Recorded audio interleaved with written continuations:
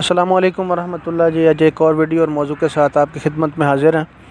तो पहले बता दूं कि आपको किसी भी बात से इख्तलाफ हो या आपको कोई बात पसंद ना आए उसके लिए माज़रत भी है, और आप मेरी तसहीह भी फरमा दिया करें। जहां पे मैं गलती करूं तो मुझे बता भी दिया करें।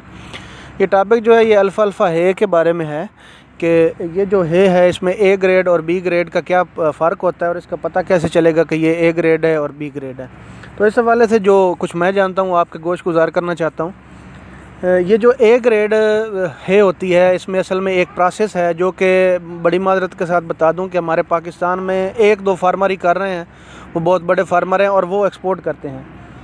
एक तो आप ये भूल जाएं कि आपको 20% प्रोटीन वाला या 22% प्रोटीन वाला या 25% प्रोटीन वाला जो अल्फ़ा या लूसन है वो आपको पाकिस्तान में अवेलेबल होगा।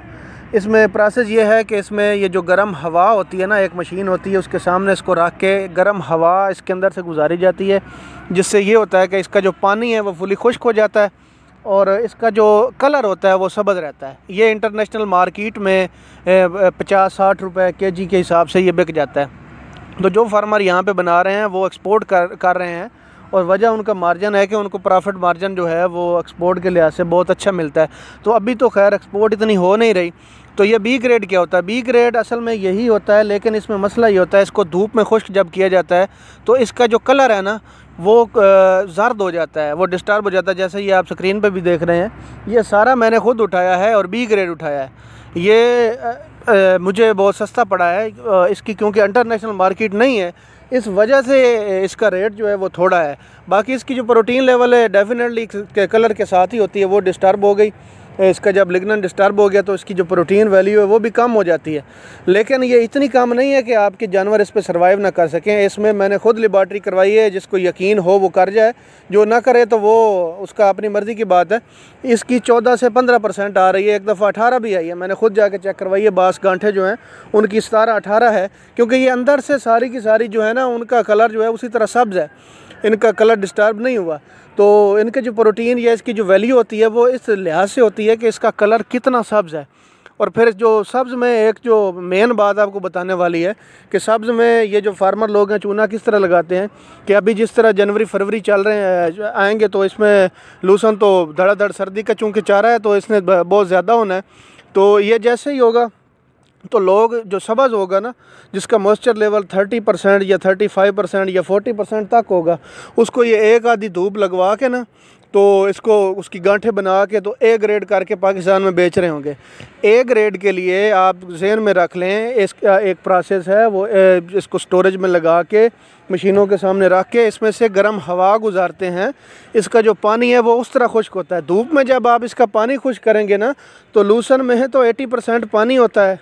जब ये सब्ज़ हो तो इसका पानी खुश्क होते होते इसका कलर जो है वो भी डिस्टर्ब हो जाता है, जो इसके अल्फ़ा के फार्मर हैं वो कभी भी नहीं चाहते कि इसका कलर डिस्टर्ब हो। तो जब तक इसका मॉइस्चर लेवल 40 और 35 ना हो तो तब तक ये इसकी गांठें भी नहीं बनती और ये सारा इसमें फंगस आ जाती है अगर इसको ज़्यादा मॉइस्चर के हिसाब से। तो वो उस तरह उसको ए ग्रेड करके ना बेच रहे होते हैं, जो कि किसी भी लिहाज से फ़ायदा मंद नहीं है। तो आप लोग एहतियात ये करें कि इसको जब ख़रीदें तो इसका मॉइस्चर लेवल लाजमी चेक करें। अगर आप एक 100 किलो ख़रीद रहे हैं, उसमें 40 किलो पानी आ गया है तो फिर उसका आपको फ़ायदा क्या होना। और जानवरों ने खाना है तो फिर उनको वही मसले आने हैं जो सब चारे पे आते हैं, कभी अफारा हो गया और कभी ये हो गया कभी वो हो गया। तो जानवरों को खुश्क चारे पे ले आएँ। और खुश्क चारा जो है, आप पाकिस्तान में रहते हैं तो आप प्रीफर करें बी ग्रेड को। एक तो इसका रेट बहुत मुनासिब होता है, अगर ए ग्रेड 40 रुपए पे मिल रहा है ना तो बी ग्रेड इसीलिए मैं आपको कह रहा हूँ, मैंने इससे भी कम उठाया है। तो बारगेनिंग होती है असल में, तो बारगेनिंग आपने करनी है, 5-6 बंदे मिल जाएं।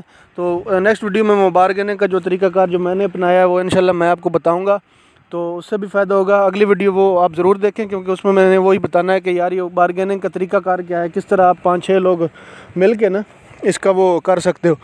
तो असल चीज़ जो बताने वाली यही थी कि इसका आप सब्ज़ रंग पे जो ए ग्रेड बना के उठाते हैं ना तो उसका मॉइस्चर लेवल लाजमी चेक किया करें, क्योंकि मॉइस्चर लेवल उसका 40-35% होता है, जिसका आपको सरासर नुकसान है।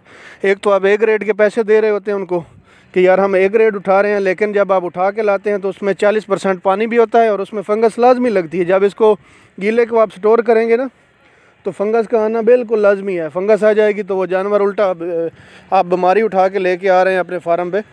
तो ये एक दो एहतियातें थी, आप ये ज़रूर करें।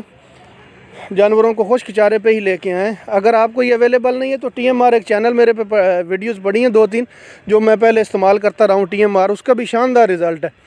ये याद रखें, अल्फ़ा और ये जो रोड ग्रास है इससे बेहतर कोई नहीं है, लेकिन इससे वो इनके करीब है, उससे भी मसले नहीं है। मेरे फार्म पे 10% 12% अगर उसमें प्रोटीन है तो आप एक वंडा, वो भी मैंने बताया हुआ है, वो वंडा आप इस्तेमाल करवाएं जिसमें ये है कि 20 से भी ज़्यादा प्रोटीन होती है। तो 14% पे फिर जानवर जो हैं वो अल्हम्दुलिल्लाह बहुत अच्छा सर्वाइव करते हैं, क्योंकि ऑलरेडी पाकिस्तान के जो जानवर हैं वो तो 7-8 पे रेवड़ में बेचारे सर्वाइव कर रहे होते हैं।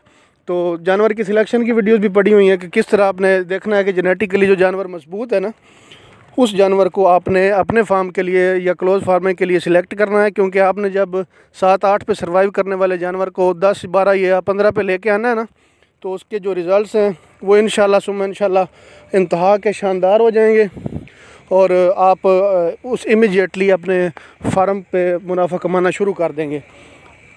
जज़ाकल्लाकुमुल खैर। ये चंद गुजारिशात थी, इन्हीं के लिए ये वीडियो बनाई है। बहुत शुक्रिया।